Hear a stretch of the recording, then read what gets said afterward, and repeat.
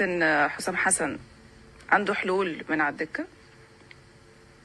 عنده حلول، بس ساعات النهارده الحلول كانت موجوده بس نزلت في توقيتات مش مظبوطه.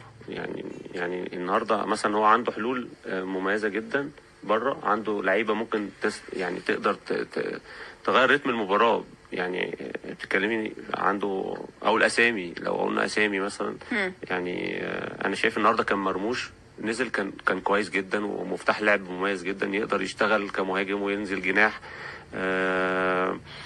كمان عنده ابراهيم عادل، بس لسه ما خدش الفرصه الكامله. لعيب كويس جدا، لعيب بيقدر يقف على الكوره، بيلعب جناح شمال، بيدخل للعمق، بيعمل وانتوهات، يشتغل كويس جدا.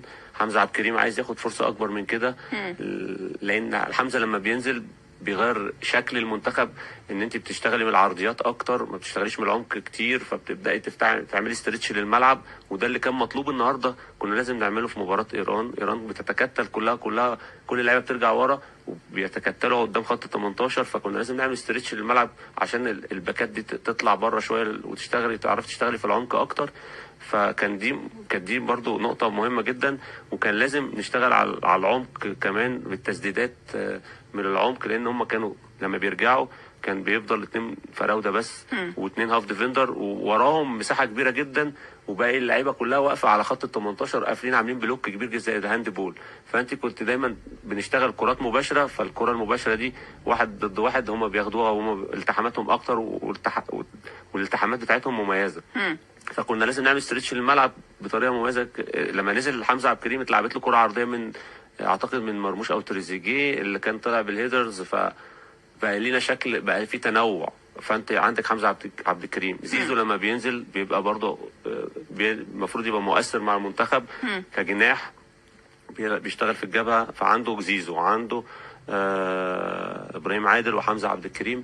هيثم بقى حسن لغز بالنسبه لي.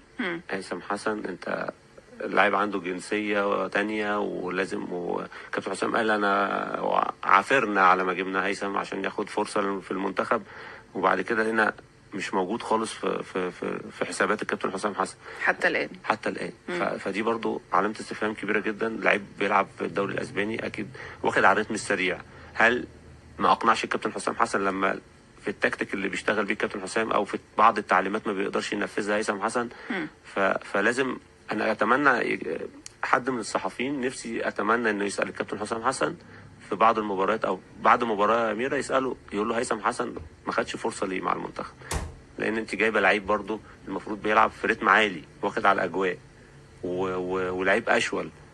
انت محتاجه جناح يمين يكون اشول زي صلاح، بيصنع الفرق، بيدخل لجوه، يشتغل بشماله، بيفتح الملعب. فمش عارف هيثم حسن أنا لسه ما استفادش بيه الكابتن حسام حسن ليه، ما اعرفش لحد دلوقتي. عنده دونجا ممكن يستعين بالمباراه اللي جاي، لان انت عندك مهند لاشين مش هيلعب، فممكن دونجا يبدا المباراه كاتنين هاف ديفندر مع مروان، برضه ممكن يحتاجوا، لان بس حمدي فتحي هيلعب ان شاء الله. يعني برضه كممكن بعد او ياخد الشوط الثاني مثلا. يعني برضه عنده لازم يستغل نبيل عماد دونجا لانه لعيب كويس. دول اكتر العناصر اللي ممكن اقدر اقول لك ان هي ممكن. كريم حافظ طبعا بينزل، ممكن تلاقيه بادئ بدل فتوح الماتش الجاي، هيحتاجه اكيد، ممكن هيحتاجه لانه نزل قبل كده برضه كباك ليفت، هيحل له لغز برضه الباك ليفت. عنده عاجبني برضه الكابتن حسام برضه، يعني عشان اقول ليه ولا عليا، يعني عاجبني ان هو واخد بعض اللعيبه اللي انا قلت اساميها دلوقتي، واللعيبه اللي بتبدا عندهم مرونه تكتيكيه. يعني هتلاقي 5 6 لعيبه في المنتخب او 6 في الملعب، ممكن اللعيب منهم يلعب في 3 اماكن. فدي حاجه ممكن انا اعمل تغييره في الملعب ب3 تغييرات ممكن اعملهم من بره كمدير فني تاني. يعني بطلع فرود انزل فرود، او اطلع جناح انزل جناح. ممكن الجناح ده ممكن ما اطلعوش واغيره في الملعب. اودي الجناح ده باك رايت وانزل حد تاني. فدي المرونه التكتيكيه دي اختيارات الكابتن حسام حسن، انا شايف ان هي رايحه للحته دي او للنقطه دي، ان هو اللعيبه اللي يبقى عندها مرونه تكتيكيه، ان انا اقدر اغير طريقه اللعب وما استهلكش التغييرات كلها بتاعتي، واقدر اغير من طريقه اللعب جوه الملعب والمباراه شغاله. طيب تعالى ناخد